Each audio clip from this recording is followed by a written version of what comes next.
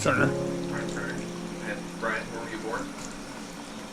I was born in the hills about 20 miles south of the Canadian border on the Kootenai River. It's in the panhandle of northern Idaho. What year was that? 1932, What day were you born? 5 August. August. And do you have siblings? I have 3 brothers and 1 sister. Where do you go in that? I'm the second boy, Second boy. second oldest boy. The names of your mother and father? Archie Turner and Netta Shelley. Netta Shelley. Netta Shelley Turner, yeah. Sorry. Where are they from? They were from, the Shelley family is from Minnesota. The Turner family was from North Carolina, then Wisconsin, and to then Spokane area, and then to northern Idaho in 1902.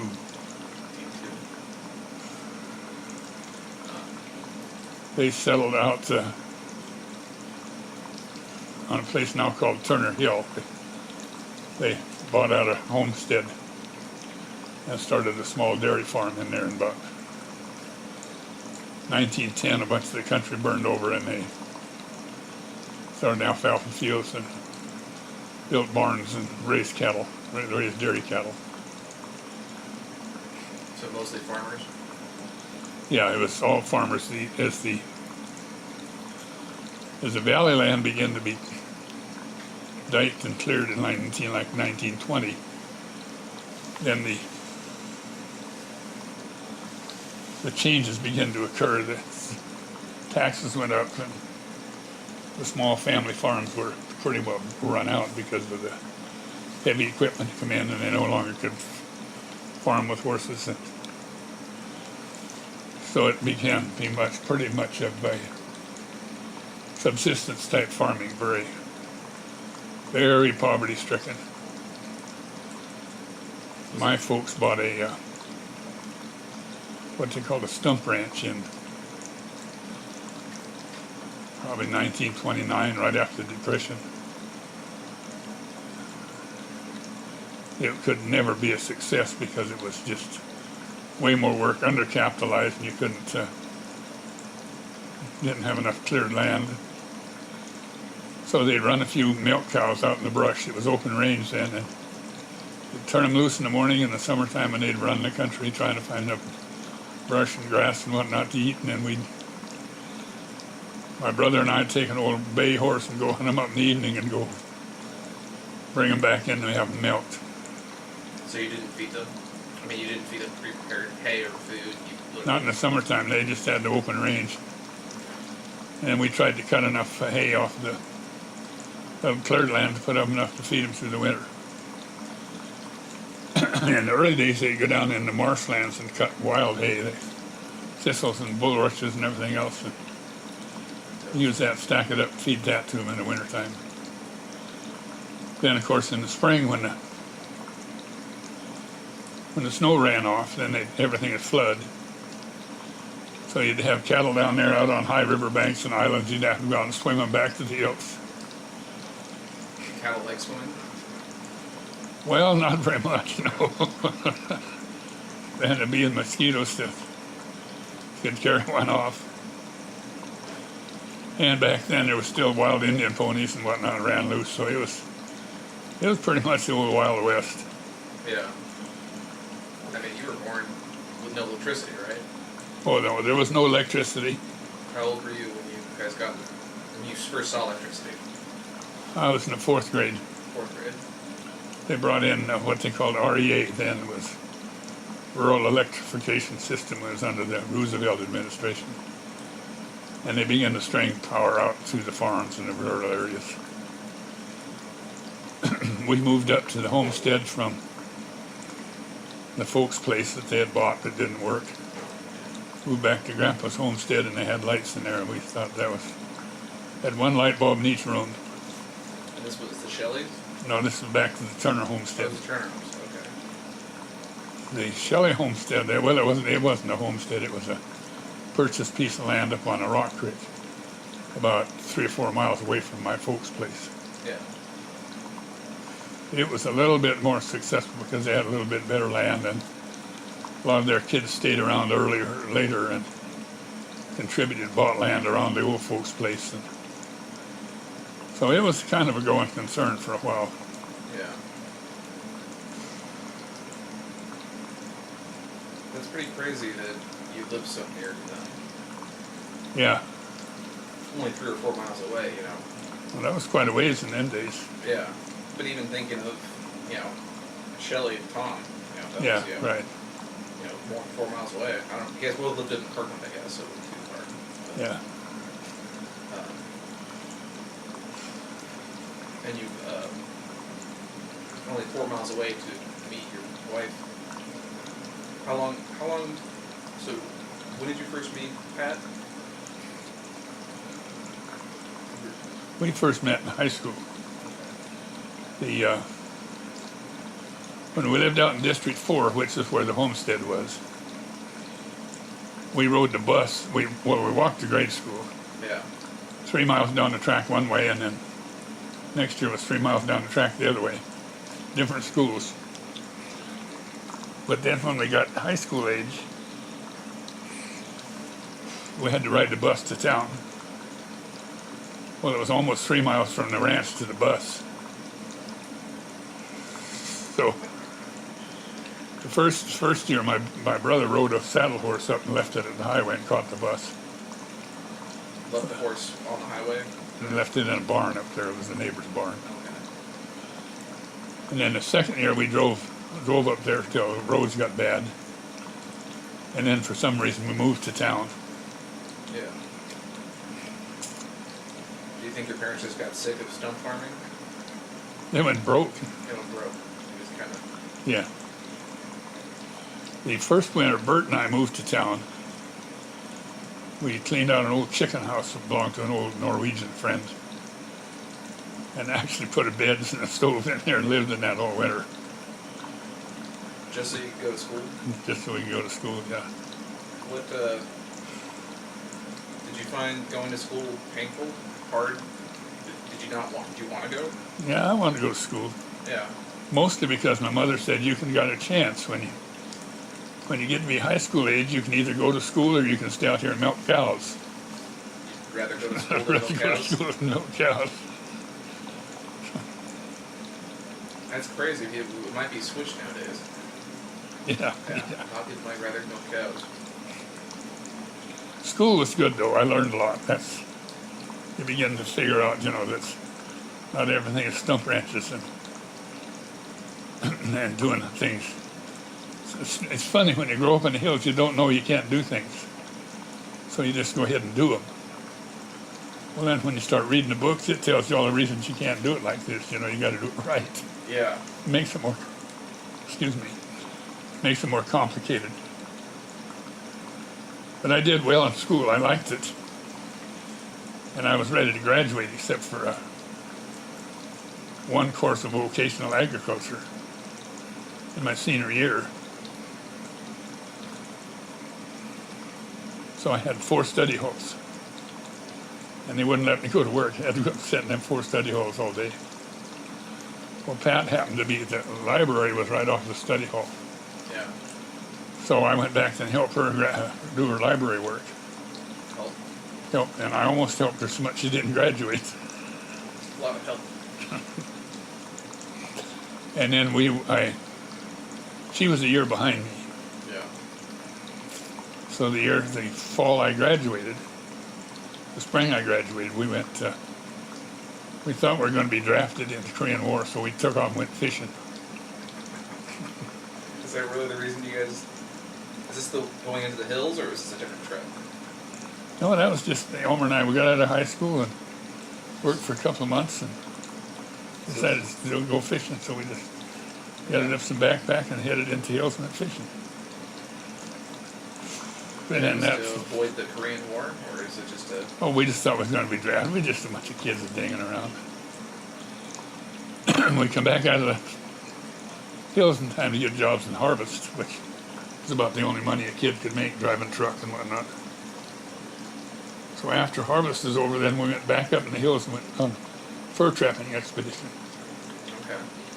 The fur-bearing animals were in no danger of being extincted by any means.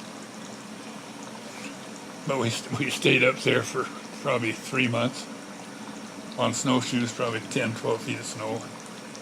Did someone teach you to fur trap? Or did you guys just kind of No, we didn't know we couldn't fur trap, so we just bought some traps and went up there and started do trapping. it? Yeah. We caught a few marten and whatnot, but we got ready to come back down out of there. As you come back down out of the hills, the snow got less and less, and pretty soon you could take your snowshoes off. And walking down this mountain trail, and I was watching Elmer, who had big packs on. His feet were flying around. He'd been on snowshoes so long he couldn't remember how to walk. You have to walk differently. Oh, yeah. Yeah. It's not a comfortable. It's not a comfortable way to. What do you call it? It's not a comfortable way to walk. No, and we didn't have any idea what day it was, so we come down to this first ranch, which happened to be another neighbor. And we thought we were, on a Monday, we were going to catch the mail train or the mail car, the mailman back to town. And he said, it's not Monday, it's Sunday. So they fed us dinner, and then they fired up his old Model A and drove us into town. Did you have any problems with, like, the land was public, right? Yes, Forest Like, were you Service guys land. camping? Yeah, so you just, like, did you have to get permits or anything? You just Had to have a trapper's license. Had to have traverse license, okay. Yeah. Was there rangers back then that you, Yeah, there was one in town. He stayed there. okay. When you need a trapper's license, went down and saw him. Saw him and you never see him again. No, he knew where you were. Yeah. What gave you that idea to go fur trapping? Was it out of the book, or was it something like? No, we just wanted to be mountain men, Just wanted to be mountain men. Was that how did you see that going? Just like a kid, Yeah. just who thought about it. Just did, Yeah. Good. We had great dreams of getting some hound dogs and hunting cougar because there was a bounty on them then. We never did kill any cougars. Did you see any? Oh yeah, you see one once in a while. Yeah. They're hard to kill. Did you ever fear for your life seriously during that time? Nah, back then the animals were more scared of us than we were of them. Yeah. Not something you were worried about. When we went back into that trapping camp, we had a string of pack horses, packed a whole bunch of gear in there. And it was starting to snow, so Elmer took the horses out. And I stayed up there and went hunting and killed a big old mule deer. And I got pneumonia while I was up there by myself. Do you think that was life-threatening, looking back, or like in the moment you probably didn't think anything of it? I was pretty sick. But yeah. Anyway, he took the horses out and then he walked back in. By the time he got in there, he was snowshoeing uphill all day. And I dragged that mule deer down to the trail and hung it up there, and then I went back to the cabin. I was pretty sick and he was pretty beat up. Yeah. I just got to the cabin door and I heard him whistle, and he was standing back there just all sweating. He said, if I wouldn't have found your trail, I'd have never made it. It's a little terrifying. Yeah. So we sat there and we ate that whole mule deer. Caught a few fish. Cooking was simple. We just whack up another piece of frozen venison, throw it in the pot, and boil it till it was done, and eat it. Eat it. There you go. Yeah. Did you guys talk at all? Oh, yeah. About this and that. We had some books. Was he a reader too? Yeah, he was a reader.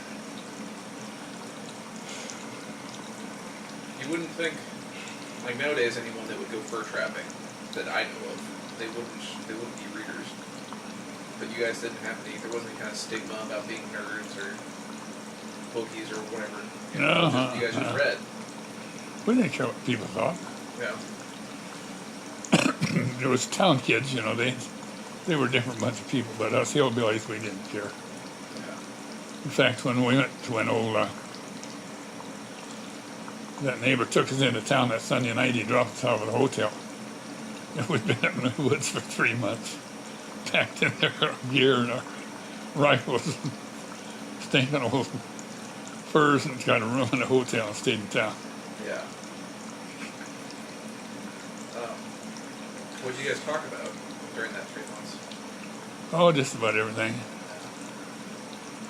think, see, I was probably 19. He was the same age.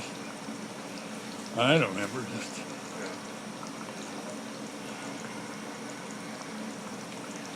Yeah. Okay. So you get about 19, and that's your, would you call that kind of your first big thing after high school that you did? Pretty independent of a 19-year-old to go out and do that. I was always fairly independent for some reason, never thought about it. But Yeah. while I was up in there, the summer before, I'd found a wallet in the middle of a Forest Service road with $200 in it. And nothing else, just this wallet and $200. So I had bought an old Dodge car. So when we came down out of the hills that year, we went back to work on the ranch that we'd worked on the fall before. They were in the shop overhauling all our equipment and everything, so we worked for $4 a day to have a place to eat and sleep. Yeah. And that's when I started dating Pat, and I'd go to town to... You were working there? Yeah. Okay. And we...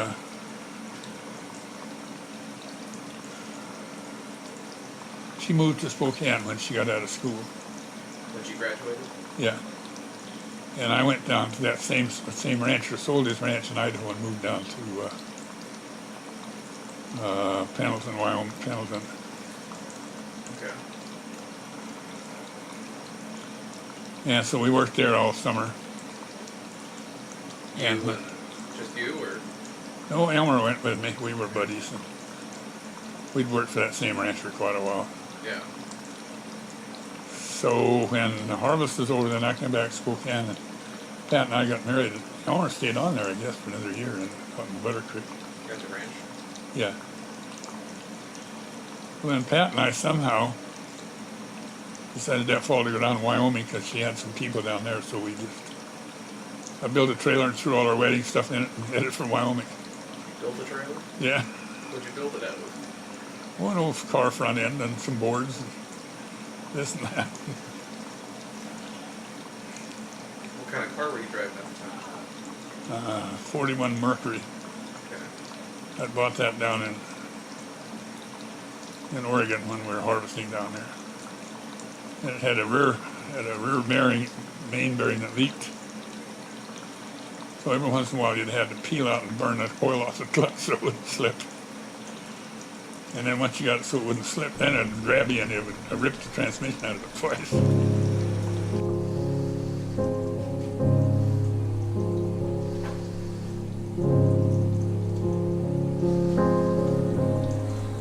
Did we get ice cream? It's over there melting. When we got to Wyoming, I decided I went to work in oil fields. And I had never seen an oil tower before, so with this uncle that she went to see said he was a driller, not a driller. He was a pumper out in the oil field. So he said, well, come on out and ride out with me. I have to go to work tonight and I'll show you around. So one of the drills he stopped at was short-handed. The crew had all quit. Went back to town. So they hired me then they were short one guy, so he said, well, if you want to work, I'll put you to work right now. So whatever, you know. So here I'm out in my clean jeans and my cowboy boots out there on the dirty floor. I said, what do you want me to do? Well, he said, do what that guy does. So this guy, he does this thing, they break off the pipe and stick it over here. This and that, pretty soon these big old elevators come down, this guy hops on these things and up the top of the derrick he goes. I said, no, I'm not doing what that guy's doing. What was he doing? Well, you have to go upstairs to hook onto the top of the pipe. They're 90 feet stands. Yeah. So you get on the elevators right up there, and there's a monkey board, and you get off. And tie yourself on. But what they wanted me to do is do what this guy did on the floor there, which was the beginner job, you know. Okay. And that was in Wyoming? Yeah, out of Riverton, Wyoming. So I worked there all that winter. And then the next spring, I don't remember why, but I went down to Vernal, Utah, and roughnecked down there for another year. With Pat, or? Yeah, we were married then. Well, we weren't there a year because we came home just before that first baby was born, and the one that died. So this was all before first? Yeah. What was his name? That was before Danny Boy. But then we came back from Wyoming, and my dad was he was working on a pond at one of the mills, and he hired me on to help him on the pond. Yeah. Was that part of the reason you guys came back? Yeah, I wanted to come home. I didn't think much of the desert. I wanted to go back logging. You know, I thought I was a big time logger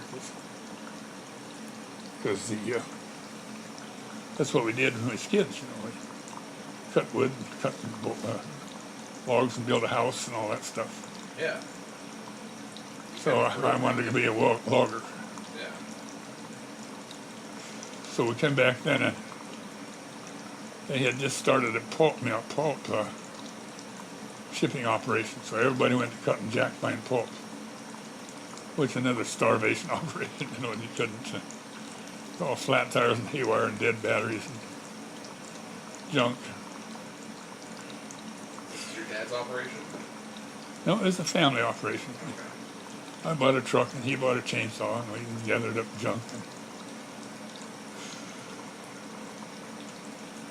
And we must have messed around with that for 10 years, I guess. I bought a ranch. The one, I don't know whether you knew it, out there in North Bench. Yeah. Then we bought some more land. We had several hundred acres time we were done. I finally got tired of it. The whole family did. Okay. So I finally traded out everything I could get because I thought I worked harder than they did, and I think I did. So I ended up with 120 acres of pretty nice land. Yeah. But you can't feed 5 kids and farm. You had 5 kids. In that 10 years, you had 5 kids. Actually 4. Kim was born after we came over here. Okay. So I must have left there. Well, we'd go back and fight in the floods too. You know. Okay. So That's how I got acquainted with the Corps of Engineers. So you were fighting floods at the same time that you were trying to log. Yeah, the floods had shut everything down. So then you'd go try to find a dump truck to drive or whatever the hell you could do, fill sandbags or. Yeah. So in 1959 we had a big flood. 1960 they had another one, and they started Libby Dam. Okay. And one of the guys I'd worked for the year before, one of the state representatives, came over. Wanted to know if I wanted to go up to Libby Dam and work. So I did. To spend the summer up there. And then when it come time to, I was a wage board laborer, I think, $2.14 an hour or something. So I worked there 2 or 3 months, and I told them, well, this has been fun, guys, but I got to go find a job. I got kids to feed. Yeah. So they said, well, just don't get in a hurry. We might find something here. So they rigged up a job and posted it on the back of the crapper door. Fixed me up survival wage. How old were you then? 30. 30? So you're pretty well established by that time. Yeah, it In was. terms of maturity and... Yeah, I never did quite figure out how I could figure things out, but it worked. Yeah. It's just like when I went up to Libby, I was supposed to be on a chainsaw gang for a survey, for the chainsaw for the survey gang. And the guy I was going to carpool with, he was supposed to be working on the drills. So they moved me over to the drills so I could carpool with him. Well, I knew about drills because I'd worked in the oil fields. Yeah. So that just impressed the hell out of him. So it wasn't long until I was a driller and a cat skinner and a truck driver. because I knew what I was doing. I didn't know you didn't have When did you go up to? How old were you when you went up to Libby Dam? About 30. 30. So you, how old were everybody else that you were working with? Oh, some of them were about that age. Most of them were older. They'd been there a long time. Okay. And a lot more experience, but they didn't know it. You know, they kept doing it the same old way. Yeah. Did you find that a lot of people had the same variety that you did? You mean the same work skills? Yeah. Like you jumped around quite, or not jumped around, but it works with a variety of jobs. Oh, yeah, I could do anything. Yeah. Did other people have that kind of skill set? No. In fact, they hired one old boy to be a cat skinner. They sent me out what they call pimping on a cat, which you have to have somebody stand by, you know, in case he gets in trouble and whatnot. Yeah.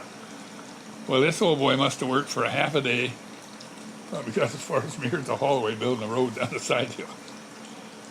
So I finally went over and said, why don't you take a break and drink some coffee? Let me see if I can play with this thing.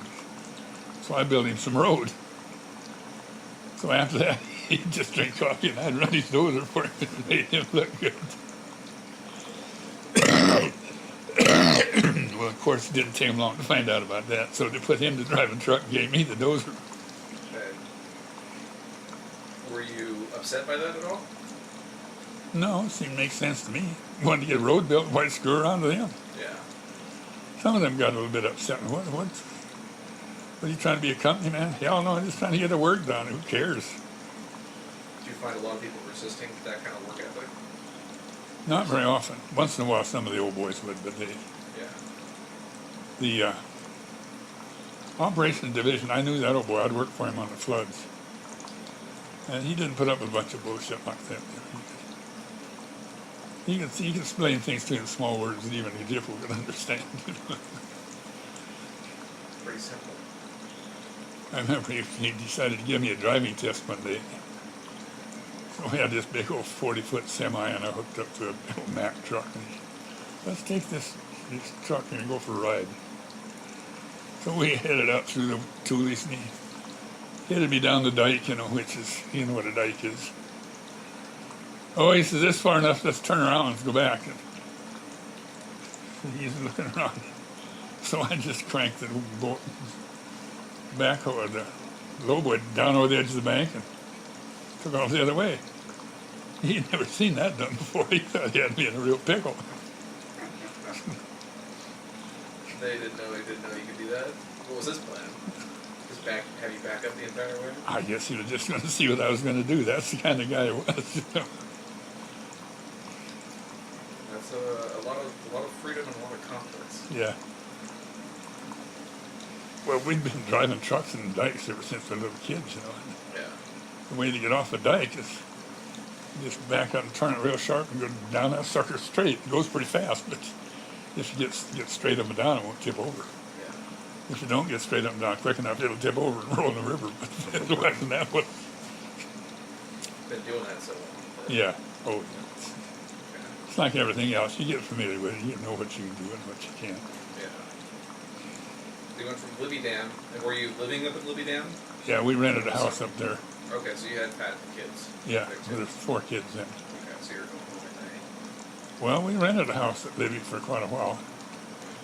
In fact, we left Libby, then in the fall it got too cold up there. Yeah. So they're building another dam down at Lower Monumental, which is on the Snake. So we lived at Connell that winter and commuted out to Lower Monumental. And I had, seems like I run the dozer out there too. I had my own truck and a D7 and I built the roads. And This was still for the Corps of Engineers. yes, yes. And then they decided we had to drill a hole in the middle of the Toucan River. So somebody back in Seattle decided to build a barge out of old pontoon bridges and this and that. And they brought her over there and put her all out there and pulled the drill out on it and it sunk right to the bottom. Really? Yeah. So we had to figure out how to raise that stupid drill barge out of there. Did you, that's a lot of money. Yeah. Just to see sink. Did anyone lose their job, or? No. They didn't know how to do things. It really just seems like you guys are out just raising hell. Same level as you were back in Idaho. Well, that subsurface exploration crew is a pretty raunchy bunch, you know. Yeah. They bid all the big jobs, all the drilling jobs and all that out. Well, then they find places they missed and this and that. So then we had a little crew of federal employees. So they'd give us the same price per foot to go back in and drill all the crap these other guys missed. And we could still make money out of it. And were these guys, did they read? Oh yeah, they're all graduate engineers. I'm just checking battery lit. They're pretty smart guys, you know, but Just rough. there's quite a distinction between the book and the ivory tower and the muddy banks. Yeah. It's not quite as neat out there in the woods. The mosquitoes bite you in the ass and things go bad, you know. Okay. So anyway, I was still temporary, career conditional then. Career conditional. Yeah, you had a 1-year appointment. If you made that, they had the option to lay off, or if they needed the work picked up, they'd hire you again. And Okay. after 3 years, then you got permanent status. Well, every spring I got laid off because I was, and then every spring they'd hire me back before the time was up, so I'd go back to Libby and go to work. And then one spring they had the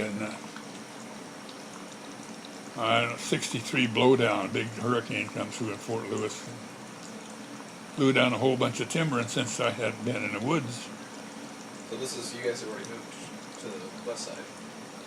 yeah, when we were living in Connell then, not Okay, you said that. Kennewick. Yeah. And since I was on reduction in force, waiting for the work to start back up in Libby, Yeah. the real estate division saw me and picked me up and sent me to Fort Lewis Why did they do that? because they had all this timber that had blown down. They had to salvage it. Oh. So they've got this guy that's been logging most of his life and it's been working for you guys. Well, that was me. See, they Yeah. looked around through the paper, and here I had forestry experience, so they sent me over here to straighten it out. That seems pretty serendipitous. Yeah. Anyway, there was timber laying down everywhere. On the west side. Yeah, all over Around- Fort this Lewis. area. Yeah. Okay. And I couldn't figure out, why aren't we cutting this? Well, the old forester, he was about ready to retire, and he didn't want to work. And all he wanted to do was cut these big peeler blocks. And I said, the utilization standards have changed. We cut little logs now. We make 2 4 Yeah. He didn't know about that, so I don't remember how I got a hold of a guy in Washington, D.C. and asked him, well, why don't we look at this thing, So he come out here. And all this old forester wanted to do was walk around and look up fire towers and count fish and screw around. And that forester, he wanted to make a name for himself, so I helped him. The DC guy? Yeah, the Washington, D.C. guy, yeah. So we started a program there. We were cutting $1 million worth of timber a year that they'd just been laying around on the ground. Does timber go bad? Like, this is all dead timber, right? No, we salvaged it. Okay. You said blown over. Oh yeah, we got right in there and cut it up. Okay. And then we started.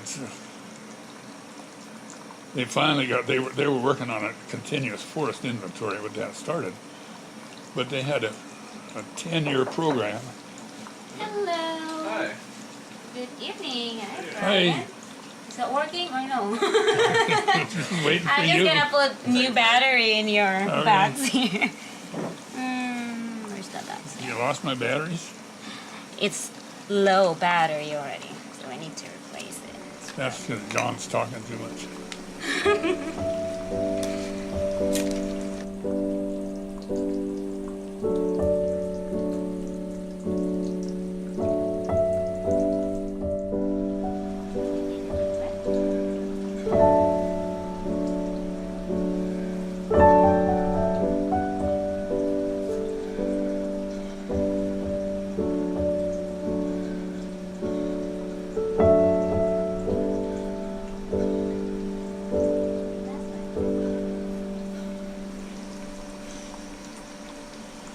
My folks grew up in the gay 90s.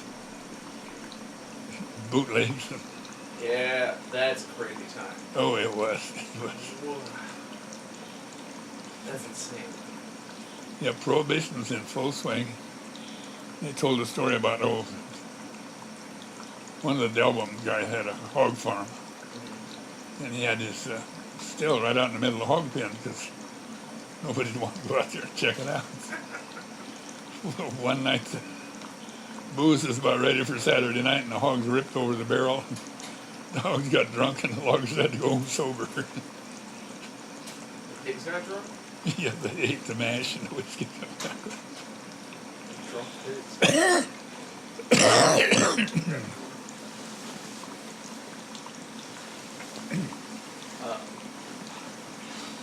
Yeah, I was thinking about that. I was comparing it to, marijuana now. And I wonder if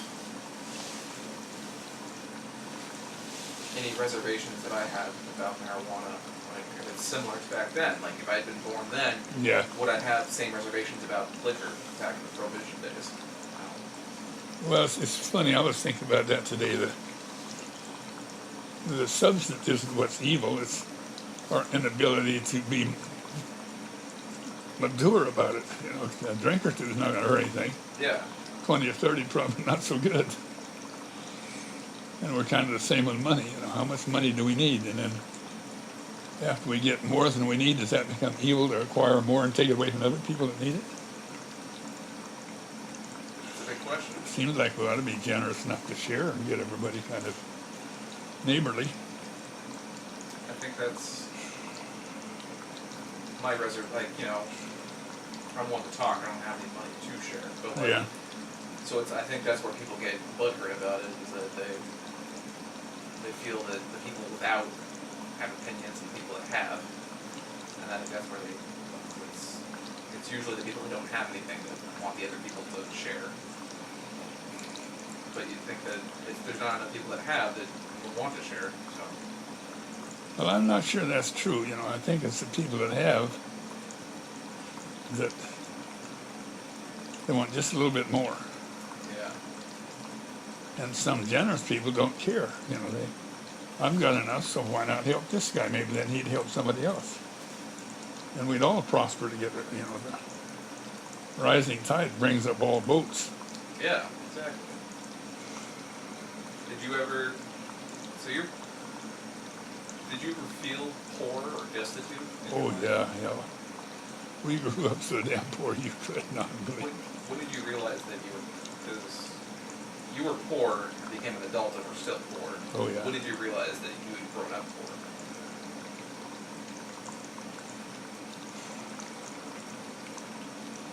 Oh, I think about the time I went into the bank and tried to borrow money, and they said, well, we don't have a lot of money this spring because of, this and that. And besides, your dad hasn't always paid his bills too good. And I thought, well, what's that got to do with me? I always paid my bills. Really? But they wouldn't loan me money because they had their stockholders, of course, in the bank, and there were the big valley farmers, and the businessmen in town. But they used your dad's credit to justify loaning you money, or not Yeah. loaning you money. And the mills were that way too. Clint Cowley, when he first started buying pulpwood, he didn't have a pot to piss in or a window to throw it out of.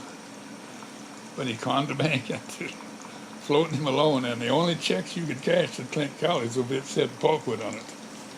He didn't have no money of his own. He was spending the bank's money. Now, And you had to get up there right at Friday night too. When you got your pulp check on Friday night, you better get that sucker to the bank because it wasn't going to always be enough to cover it. there wasn't enough money to Yeah, exactly. balance the check. If enough cars hadn't got to the mail yet and got paid back, he just couldn't cover it. Wow. When did you, did that change how you looked at things when you realized that you were growing up poor? Oh, yeah. How old were you? When did you ask for a loan? And what kind of loan was it for? Oh, I'd been farming for 10 years, so, there's lots of loans. Okay. And not new pickups, but used pickups. And hogs and this and that, just trying to operate. Yeah. I was really trying to start a farm, Yeah. and it's just not big enough. You can't farm 120 acres. You can't even buy a tractor. That doesn't even justify buying a tractor. Yeah. And it wasn't good farmland anyway. It was hill land. It should have went back to forest. So that was about the time I decided that the Corps of Engineers or somewhere else. I worked in the mills and got hurt in the mill one summer. And then I started working on the floods and got interested in construction and this and that. So that's when I started for the Corps of Engineers up in Libby. And even then I realized I was poor because these guys at least had a college education. I didn't know what I was doing. Yeah. But the only thing that saved my ass is I didn't know what I was doing. Nobody had told you otherwise. Exactly. I remember we went up there and started drilling Libby on all the bad stuff, the steep bluffs and everything else. And with a diamond drill, it's a pipe about this big around. You get about 3 joints down the ground. It gets pretty heavy. Yeah. We were pulling it out by hand. And I thought, this is really stupid. So I stopped at the hardware store one morning and I got some rope and some pulleys and cut me a pole and stuck it up there and put the rope through the pulley and hooked it onto the pipe and used a cat head and pulled the pipe out of the ground. Oh, what a marvelous idea. So then after that, they adopted that whole idea. Well, I'd picked that one up in the oil field. Yeah. But none of them guys ever thought of it, I guess. Sounds like your life before Corps of Engineers was pretty hectic. Oh, it was, yeah. You'd just do anything to make a buck, Except go to work for somebody. How did you wake up the next day like that? How did you wake up with that kind of hectic lifestyle? What kept you going? Money. Money? Hunger. Hunger. Hunger. That was it. Yeah, and you're young and ambitious. You got things to do, dreams to dream. Yeah. If it ain't do working, work harder. If that don't work harder yet. That seems to be the answer. Yeah, but it ain't always the right one. What? Working harder is not always the best answer. No. Sometimes you gotta work smarter.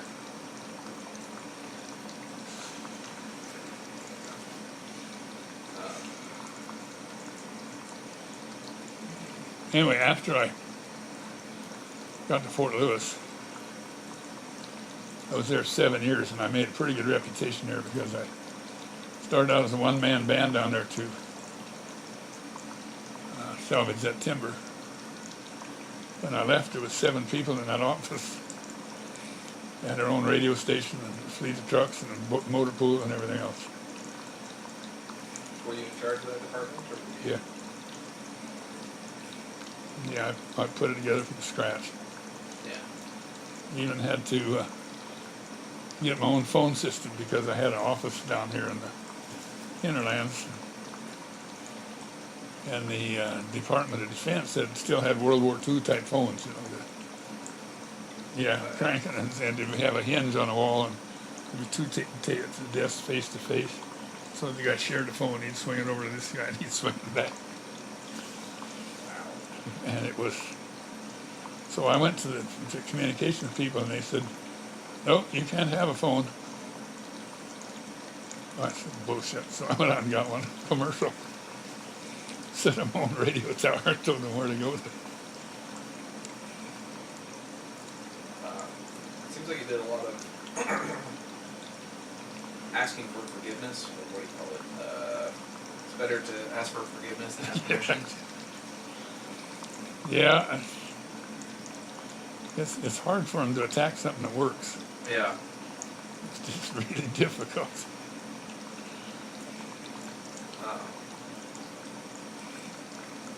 So you did 7 years with the Corps of Engineers. What was Pat doing? She was selling real estate and raising kids. Then we lived in Tacoma then. Well, then my boss, this was in an outfit they called Management and Disposal. We managed all of the 4 Northwest states of Army installations and disposed of all the excess, real estate components. And you understand real estate? Yeah. Like the exit, that's what you were selling. Yeah. It was old. Yeah, the real estate is the land and its components. And real property is everything that's not, real estate is land and its appurtenances. Personal property is everything that's not real estate. Okay. So a timber, since it's real estate described as anything growing from the ground and either attached to and blended with and a part of. So when you cut down a tree, then it becomes personal property. So then you have to you cut it down under one set of regulations and laws, and you transport it under a different one, and sell it under a different one. Huh. Well, the old lawyer in Seattle, I was letting bids of several sales a year. We were selling $1 million worth of timber. So I had some kind of a conflict on the bid opening one day, and I went up to ask him his legal opinion about it. This guy just had a cow right in the middle of his office. He said, "You can't sell stuff. You're not a contracting officer." And on and on and on, and I kept trying to say, "Jim, you're reading the long raw book." Was this the, This is the district attorney. I mean, when you were working for the Corps of Engineers? Yes, So, yes. Okay, so why did you go up to see, did he talk, someone knew, or did you have to go talk to him? well, I had a legal question I thought was legitimate, I don't remember what it was, and it was one thing I wanted his opinion on, his legal opinion, not his policy opinion. So this guy, God, this is a big, he says he marched me right into the district engineer's office and starts a big war. I'm just sitting there looking at him saying, hey guys, see here, this is the book. Read the book. Finally, he read the book and he said, oh my God, he was dead. He was trying to sell timber under what they bought stuff under. Yeah. That must have been weird. Check that must have been weird to have.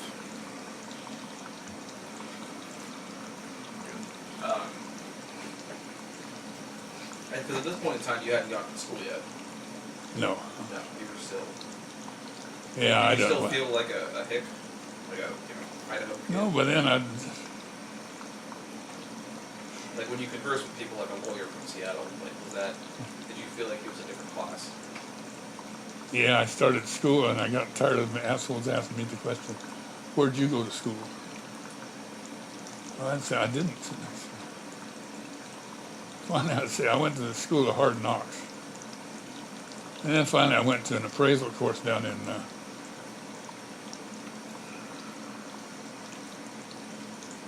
I don't know, Tennessee or some damn place. Appraisal school for real estate? Yeah, it was a 2-week school and they gave you a semester's worth of work in 2 weeks. Okay. 1/3 of the guys that took that passed it. I studied in that sucker. I went down there and aced that son of a bitch. So then after they asked me, where'd you go to school? I said I went to the University of Tennessee or whatever the hell it was. I didn't tell them I only went for 2 weeks. Yeah. They didn't ask. Yeah. Because of the status thing. Did Yeah. things change after that? No, hell, by then I was running a bluff so big they couldn't figure it out anyway. Blustering bullshit. Well, yeah, the deal is to get something that works and then move the hell out of the way and let somebody else have it. Make your boss look good. Yeah. Then he'll protect your ass when you go off on another one.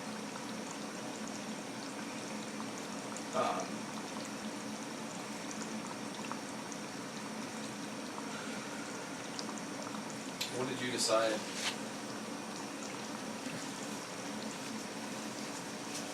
Because that's a pretty drastic shift between logging and Corps of Engineers.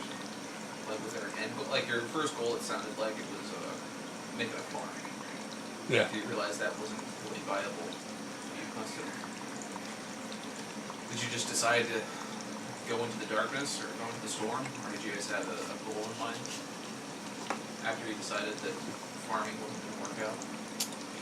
Wasn't anything near that complicated. I looked around what was next. If it paid more than what I was getting, I took it. Just one Just, step ahead, just, or one step at a time. yep. The big decision I made was to go from wage board, which paid, you were on the road, you got TDY, and you got the overtime. And we usually worked 7-10, so I was making pretty good money in the field, but you're away from home all the time, you know, in Montana and here and there and chasing around. Yeah.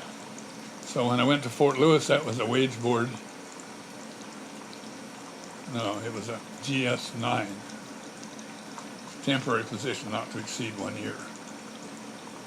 Man, that was a big deception, but it was an upwards. It was a transfer to go over at the executive side as opposed to the wage board side. Gotcha. So then I had to just scratch like hell to bring that up to where I could make a living. And I did. That's one reason I went to that appraisal course. Then I bought a suit coat and decided to swagger around and act like a big shot. And it worked. Dress for the job you want. Yeah.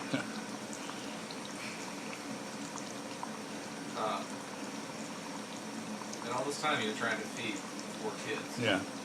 It was about somewhere in there Kim got born too, so Yeah. About 5 kids. yeah. Why'd you guys, why'd you have kids? That's what you did. What else was there? What other reason was there to live to have a family? That's just the way it was back then. People without kids were considered to be wrong with them. Something wrong with them? Yeah, that's the way it is. Be fruitful and multiply. Yeah. Besides, it was good farm labor. It was? No, but that was the theory. That's what, yeah. When people say kids are good labor, and I remember growing up, I was not good labor. We worked. Yeah. We had good parents, actually. They all worked together. It was a good life, actually. Poor, but Yeah. we all knew what each other was doing, and we worked for a common goal and believed in what we were doing. Yeah.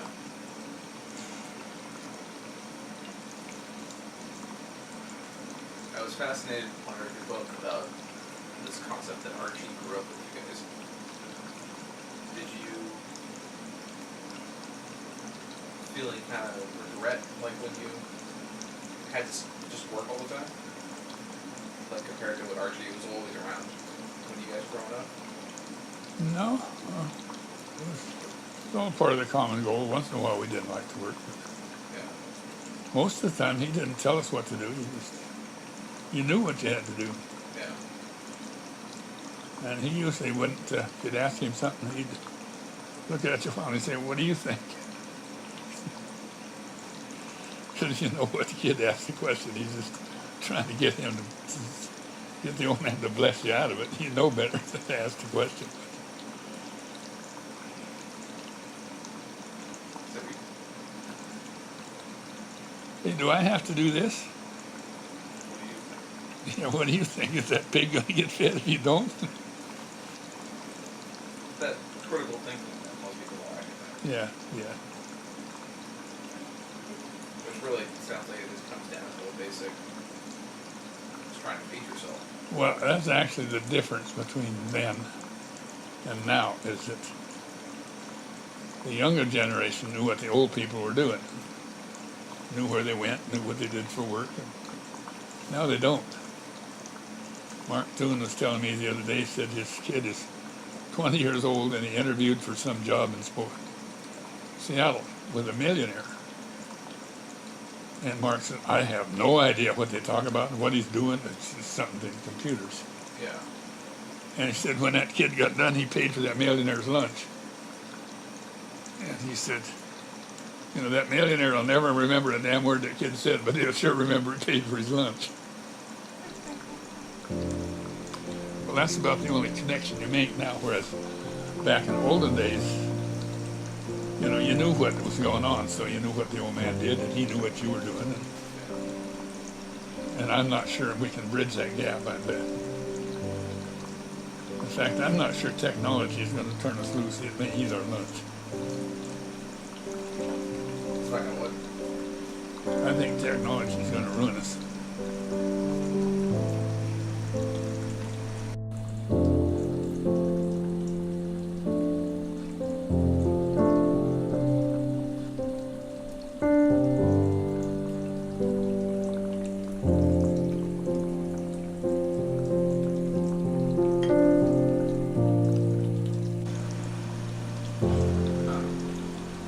No, Megan was saying that one of the biggest things she got from Korea, from going abroad like that, is just how arbitrary it was where we're born. Yes, yeah. Did you get, what was like the biggest thing you got from going to South Korea? Because that was like the first time you've gone abroad like that, right? Like you grew up most of your life in, Podunk, Idaho. Yeah. To go to another country like that, what did you?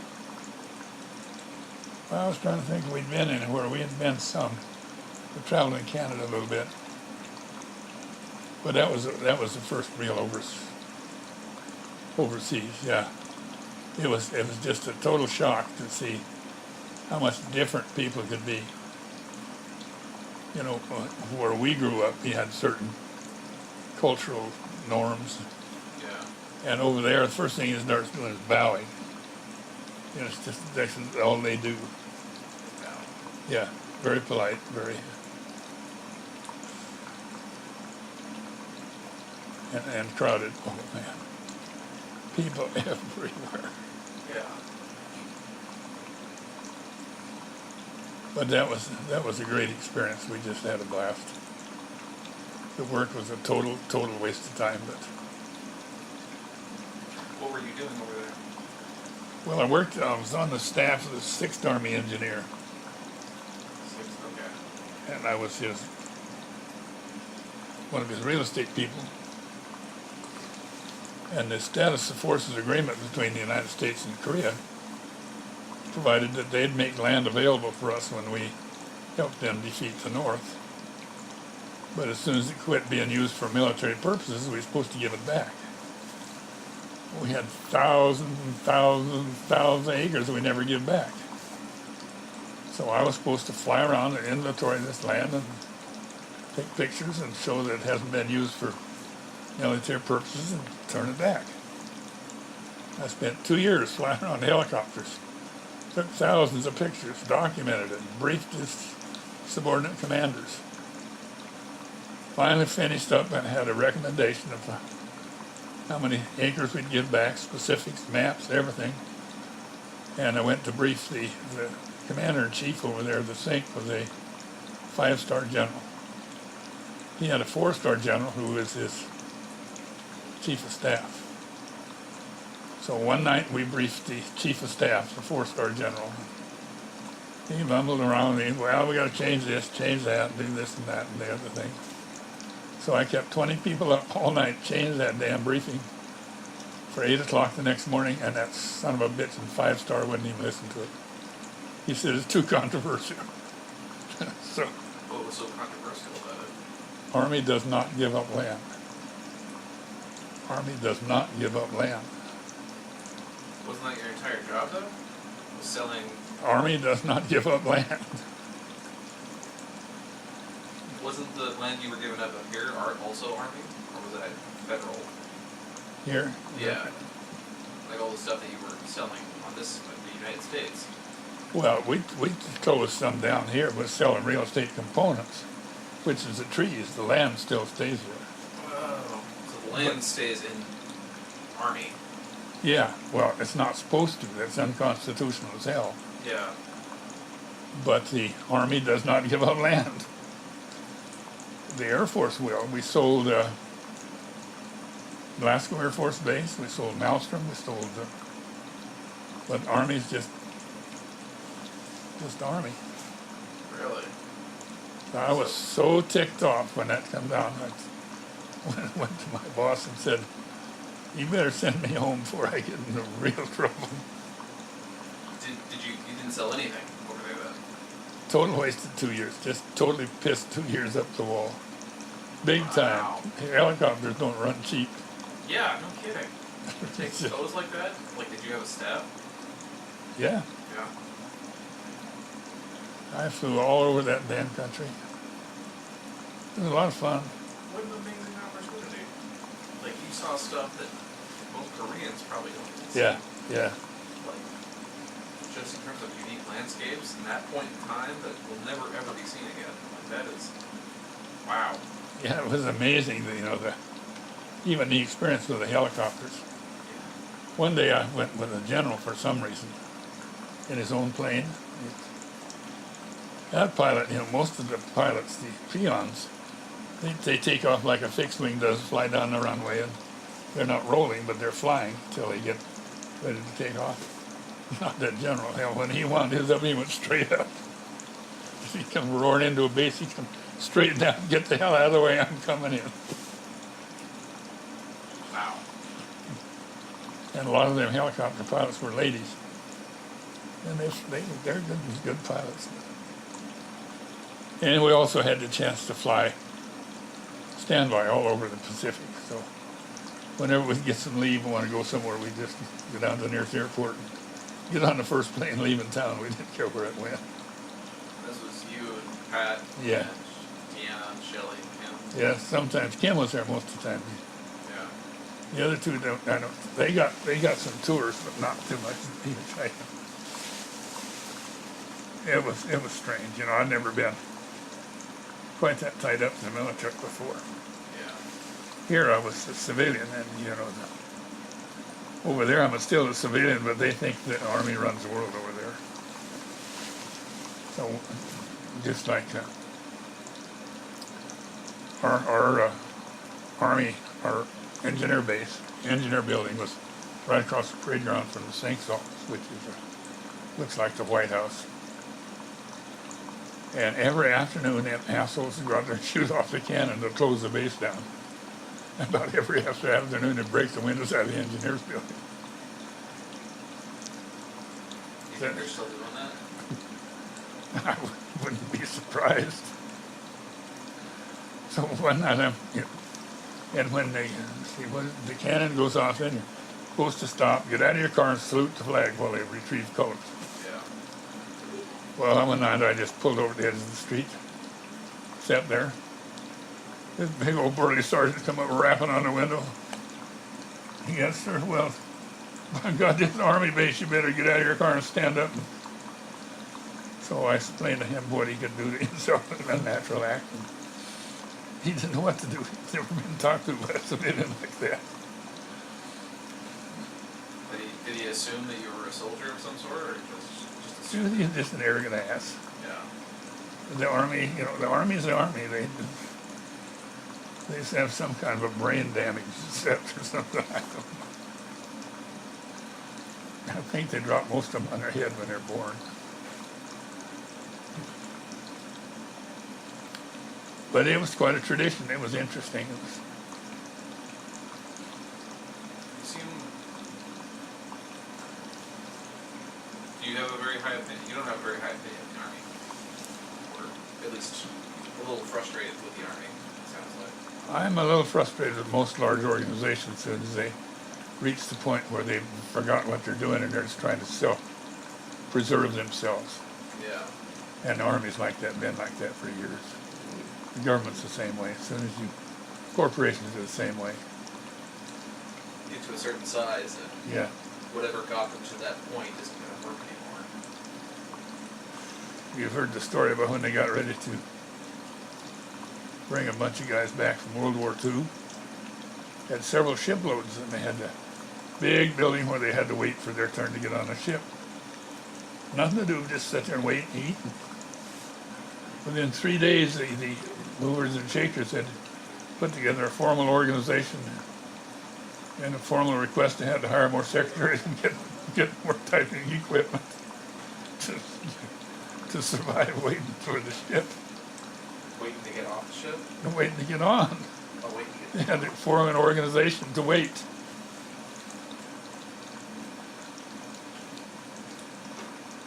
I can't. Yeah, it's pretty mind-blowing. It is, yeah. Corps of Engineers is the same way. Yeah. For years we went, we never found a river we couldn't straighten or a dam we couldn't fix. quick we couldn't screw up. What would you do? What would you do? Did you ever have any ideas on how to fix it, or were you just there? Was it just clock in, clock out kind of deal? Did you ever have any, like, enough, I guess you could call it, identify with it enough to want to, like, fix it? Oh yeah, I tried to fix several things like Fort Lewis. We changed the management program on there so they had a more rational, Yeah. a reasonable harvest of timber, a reasonable leave stand, reasonable training ground for the troops, which is its primary purpose. But if it's so damn thick with trees the tanks can't get through it, it's not good training ground. Yeah. Yes. Hello. Hey. That's for your medicine. That's great. How do you know I don't have enough meds already? I might already have enough. This will be your bedtime one, so mucinex. Okay. At your door.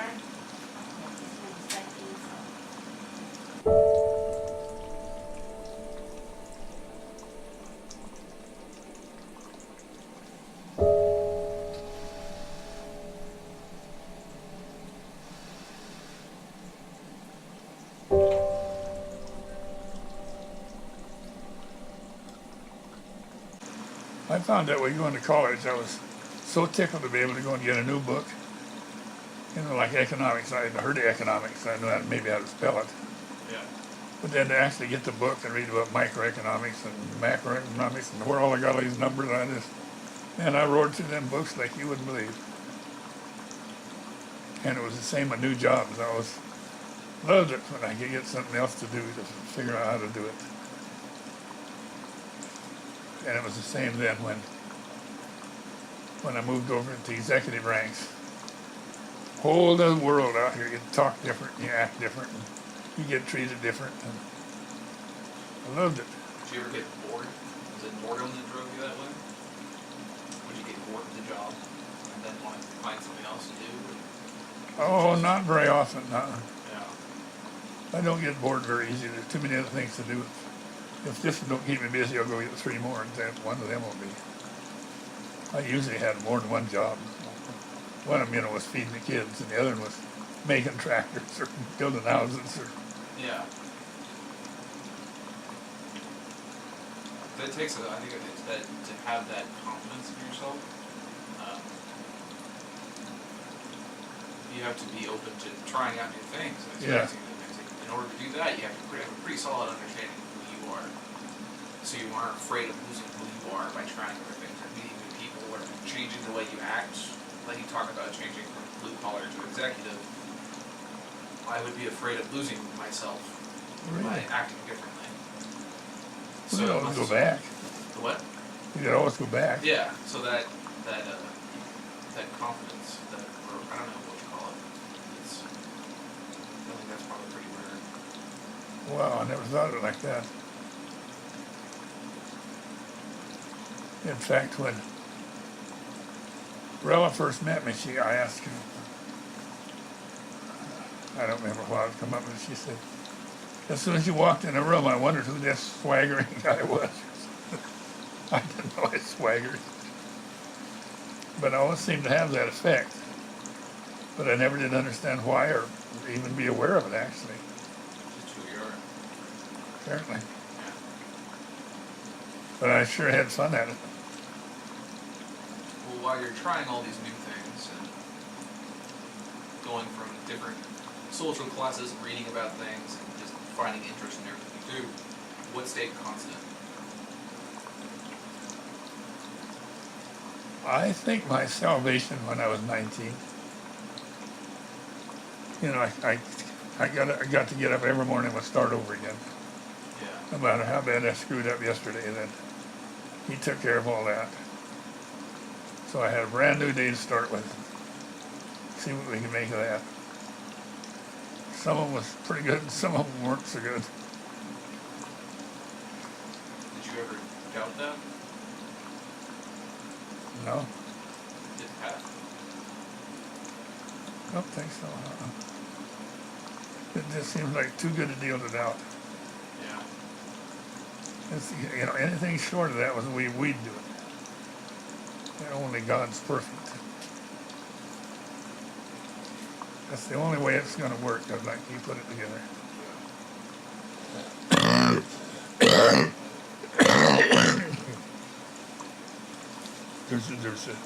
You start with the Garden of Eden or the Tree of Good and Evil or whatever it is.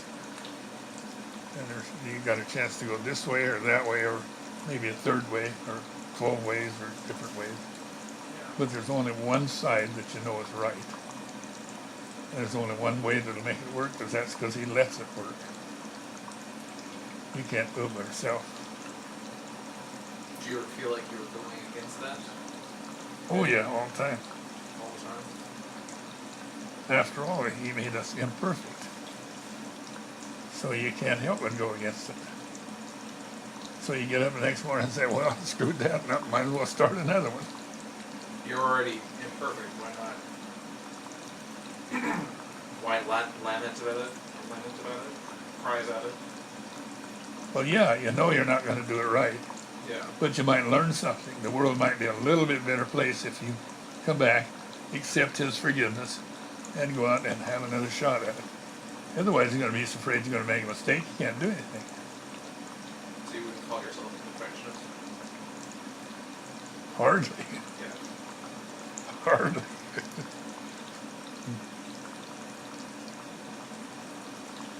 Okay. No, I've never seen a guy that learned anything by being perfect. Yeah. You know, Ray knows it all. What can he learn? Well, just in this conversation, I'm starting to understand that being so poor is probably a benefit to you. Oh, yeah. That fascination for economics, like of all the most dry things, to me at least, you being without gave you some sort of like, you wonder with it. The thing that always amazed me was how little I thought money could buy. You know, money is not hard to come by. It's just a tool.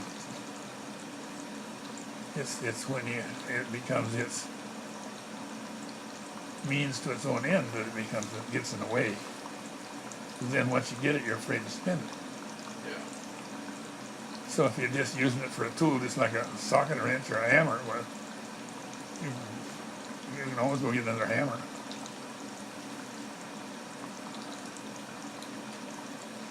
No, I can definitely see your faith translating to that. But you're already imperfect. Why? Money's not going to do it anymore. No. And if you're perfect, then you're not going to change. Yeah. So you have to be imperfect in order to learn anything. I think that's why I found college so fascinating. It was so many different views, so many different points of view, and so many dopes over there putting in their time. And that was the reason I could gain promotion to the Corps of Engineers. A lot of these guys went to school and thought, well, I've graduated now, so I don't have to learn anything more. So they sat there and collected their paycheck and got old and died. That was a hard lesson to learn. Yeah, it is. That college, and you get told that you're done. Yeah. You get a job and you're done. I didn't have anything planned after 23. Well, one thing I learned that was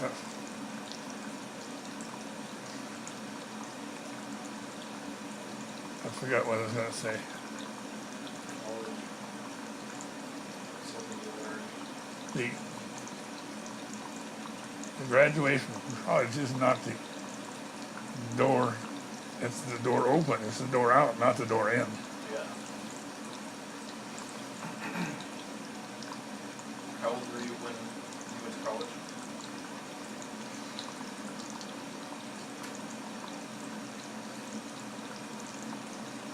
I was 30, I think, when I came to Tacoma, and I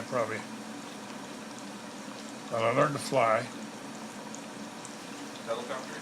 No, it's fixed wing. No. And then I went to school, and I probably went to school for, I think I got out just before I went to Korea. So I must have been in school 10 years to get a 2-year degree. But I went to a tremendous number of other schools, executive seminars all over the place. And those were probably more helpful than the college. Yeah. The college, I was just banging out degrees and I wasn't keeping up with it.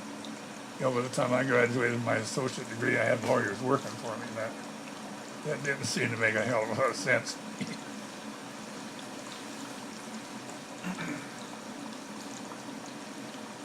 Okay. So you're like 53, you said, when you had your boss sign that letter? Yes. And I retired at 55, yeah. 55. Okay, so you're at 55 when your boss signs you that letter. Do you have any kids living at home still? Yeah.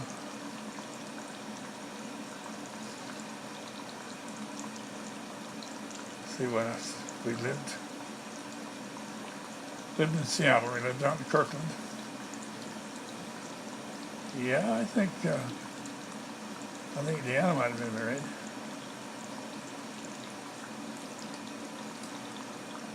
Shelley and Tom were married, but Kim wasn't. And that was about the time we went to fishing boat. The what? Oh, fishing boat. Yeah, we fished for 10 years, and that was a blast too. Doing fishing. I've seen pictures of you doing that. Yeah. You can see it. It was crazy. I enjoyed it, and when I was tired of it, so I sold the boat. And then we started building houses. In fact, your dad fished the boat 1 year for me when I was overseas to keep the license in. He fished for you 1 year? Yeah, My dad did. yeah, him and somebody took it out and caught some fish. And the next year, nobody took it out, but they went down to the dock the last day of season, and everybody threw a fish in the box, and they went and sold them under mine ticket, so we keep the license.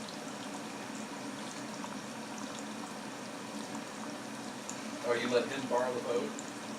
Yeah. That's kind of cool.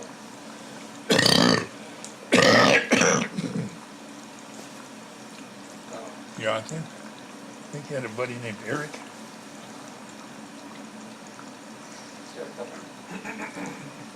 Probably from UC or something, or Alaska. Yeah. Anyway, he got it done. Well, then we sold the boat and we built houses another 10 years.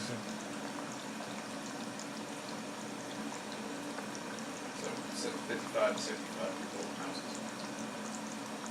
What year is it then? When you stopped? What year did you sell the boat? Probably come back in 85, probably 95. 95? Yeah, that's when I really started getting serious about building houses. So that's about the time I started remembering things. Yeah. About 90, 91, 92. That's when I remember you guys lived in a motorhome. Yeah. Which, in retrospect, that seems very bizarre because you guys had such nice homes. When I first remember you guys being in a motorhome. But you guys were building houses at that time. Well, when we graduated, when we got back from Korea, we wanted to travel. So we bought this old motorhome, and we bummed around in it, fixed it up a little bit, and then I decided, well, I was building a house out somewhere in Spanaway. Yeah. And it got cold, and I thought, this is bullshit, so I went down and bought a new one. It was that big old Comfort, and we lived in that we'd pull it south into Mexico in the wintertime, and park down a river road, and built houses out of it. It was fun. Yeah. And finally we bought that land up in Kirkland. No, out in Gig Harbor out here. I think I remember helping you and Josh do that. When you guys finally sold it. Yeah, I was out there on,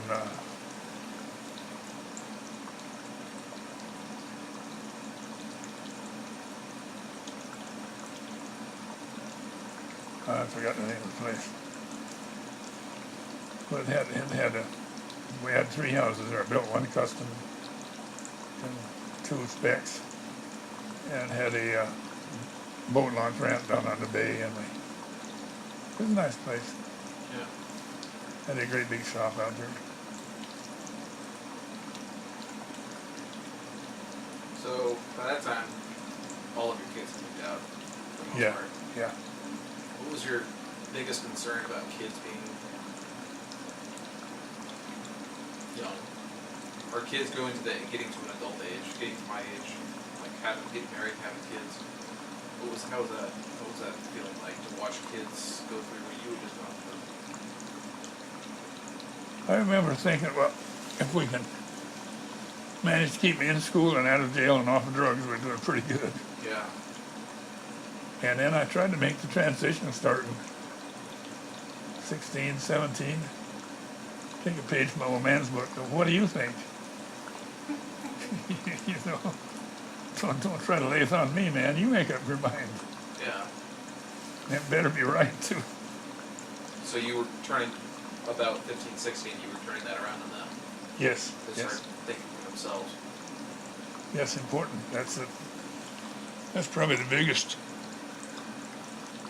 challenge of parenting is to make that transition from the adolescent to the adult.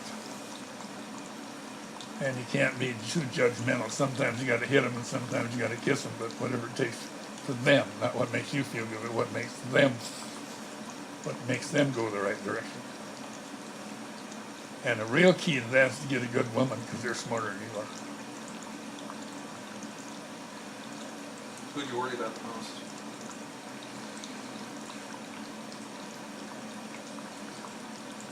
I know, there is no. Some days it's this one, some days it's that one, some days it's all of them.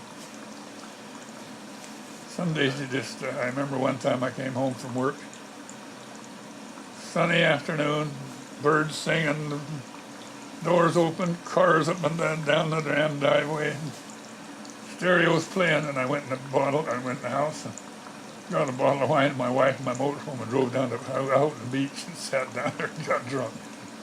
Because there was no one home? Or? No, the yard was full of kids. I wasn't arguing on them guys. They're all bigger than I was. That was the time Mike was sitting over in the corner and I asked, "Who the hell are you?" Uncle Mike? Yeah. Yeah, I heard Deanna at one point in time was quite the hellraiser. Oh, yeah. That's what they all said. Them Turner boys ain't much, but look out for them girls. Yeah, that is a little odd. How do you think that happened? Those girls are a pain in the ass. Dad was so calm. Or so level-headed, it seemed like. They must have gotten it from you. You never seen that woman go on a tear, man. I remember Grandma getting mad once. That was it. I asked for a toy. And she slammed something down on the table and said, "No! Get out!" That was the only time I ever saw her mad. Jim and Joe both had a friend who was a queer. A black queer, you probably remember him. Anyway, we had their bedroom was in the garage in the basement. Where was this? Kirkland? No, it was down in Tacoma. Okay. And we woke up, and here's this rap on the door, and here's some young cop standing there. "We got your kids in the car. They're under arrest for what?" "Well, they've been vandalizing the neighborhood." Well, I'm trying to stand there. About that time, Pat showed up and said, "Who's vandalizing the neighborhood?" "Well, these kids have been out here, toilet paper and the deal." And she looked around and she walked right by that cop, goes out there and yanked that door open in the car and said, "You kids get your ass in bed and don't come out here anymore." The cop sitting there. Then she starts in on him. "Where's the vandalism?" "What's right there?" "Well, what the hell, that's our property. They can't vandalize our property." Pretty soon that old cop car was peeking off down the road, going back wherever he was supposed to be. So, Shelley, Deanna, and Kim get it from someone. Yeah. Yeah, Deanna raised hell. She started seeing this boy. She decided she'd go up in the orchard with him. And there was a few other girls, in the summertime, jiggly around. Pat told her, "Don't go up there anymore." Pretty soon Deanna's gone again, so Goes up there and she gets her by the ear and drags her home. Don't go up there anymore. She didn't go.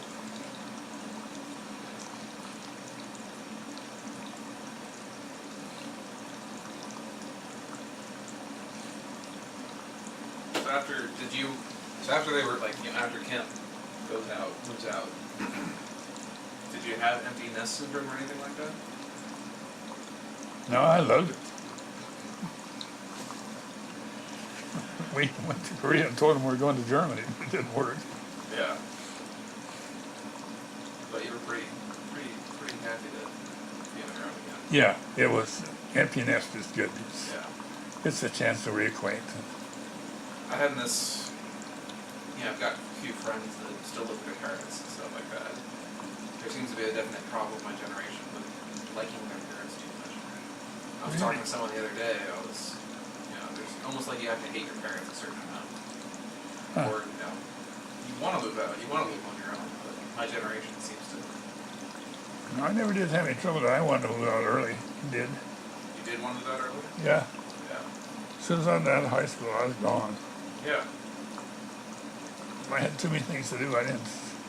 They lived too slow. Yeah. I don't know, it's bizarre. But and then I worked with them, But I always worked harder than they did. Hell, I'd have 3 days work done before they ever got out of bed. How was it, so Devin was your first kid, first grandkid. Yeah. How was that? Was it Oh, different? wasn't none of my business. Yeah. I've always been a philosophy that you should raise your kids, get them done, and leave them alone. It's not that big a deal. Well, no, that's been happening for generations. They're supposed to be able to grow up. And it's just like we went on the worldwide cruise. Everybody on that boat was just in a stizzy because they couldn't get a hold of their kids every day.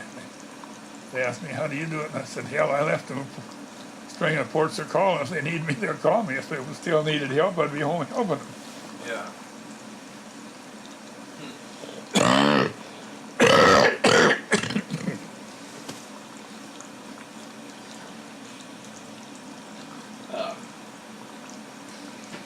Yeah, I always notice that indifference to other families is that we have a very separate people. I don't know what else to call it, but Yeah. it's not. We'll get along. I'll talk to Josh and Zach and Aaron, Emmy, and I'll and we'll get together once a year. Not a lot of families do that, but it's not like we're talking all the time. It's very check in, check out. I think that's healthy. I think families that are too close become inground, inbred, Yeah. and then they fight. Yeah.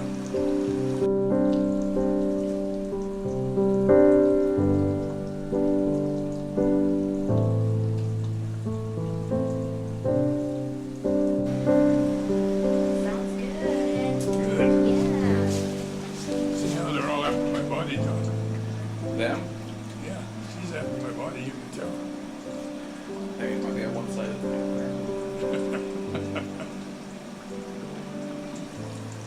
I kind of refuse to fight. Yeah, it's just like with Deanna, you can pick a fight with her pretty easy over her religion. So we went toe-to-toe there one time, and so we agreed not to push it. I don't know if I'm right. I don't know if she's right. Nobody died me and left me in charge, so Yeah. if that's the biggest disagreement we ever have, I'm happy. Shelley's kind of the same way, you gotta stay away from her a little bit, so she's tender. Men and women are that way, kind of. Some guys are like that. But I like to have the peace. I like to have the consensus. And I remember my mother belonged to a club, women's club. And it was called the HEO Club, and I always wondered, what the hell is the HEO Club? Years later, I found it meant help each other. Yeah. What do they do? Well, they'd get together, if somebody's going to have a baby, they'd get together and sew diapers or whatever old women do, I don't know. Sit around and drink coffee or lemonade or. I remember Pat loading up we didn't have a car, it was broke down, so she threw all her baby buff stuff in the back of a grain truck and loaded the kids in the front and went to the club. Seems like a pretty good club.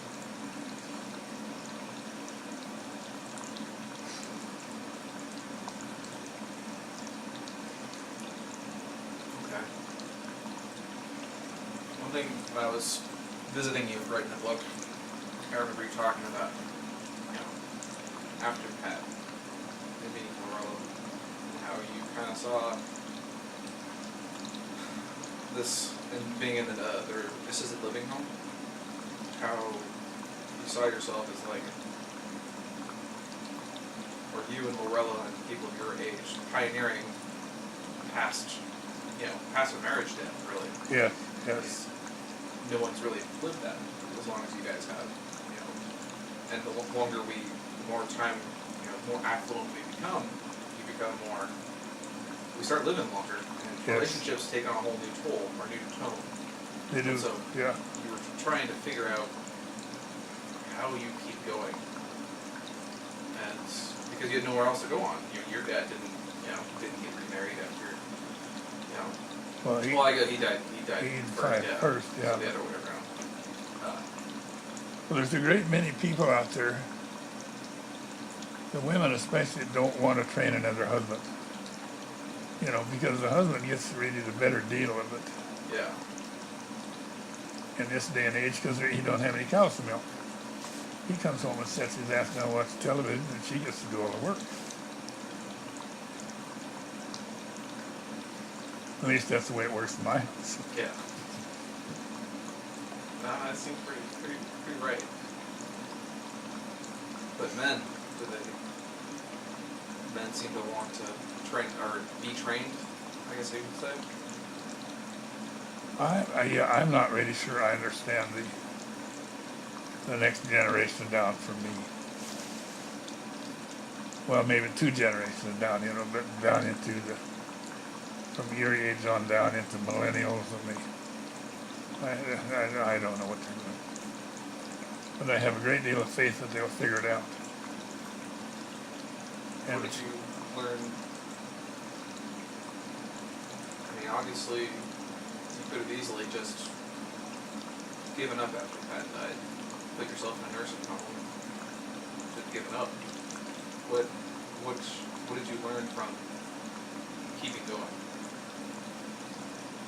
You didn't have any kind of like frame of reference. You didn't have a role model to go off of. So No. you just had to go out and just do it. In You fact, learned from that.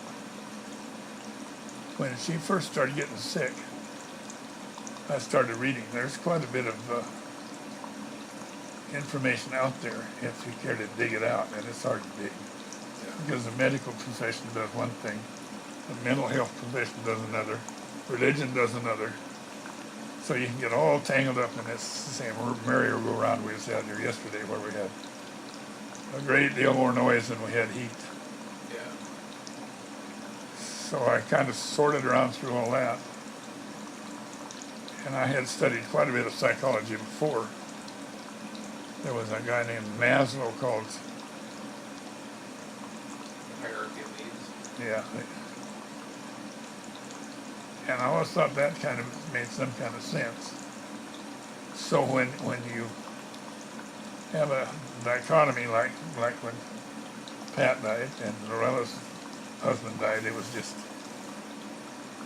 fortuitous that we managed to end up in the same time space continuum and hit it off. Many people don't get that lucky, Yeah. or aren't that perceptive, or whatever it takes.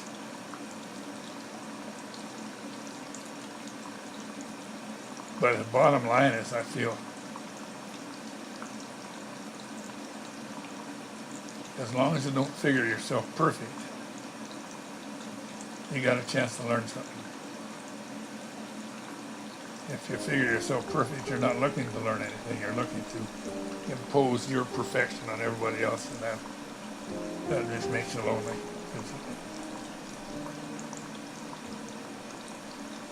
So in the bottom line, I guess I feel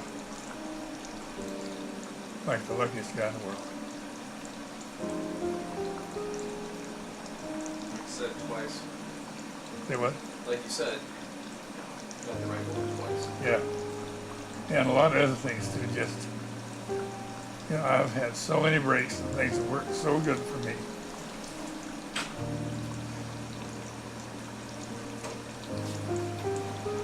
Or I'll speak of the devil. Speak of the devil. You're talking about me? It better be good stuff. She says if you're not saying good things, you're in trouble. She'll do what I tell her. Anyway, I'm not afraid of where I'm going, but I hate to miss you guys.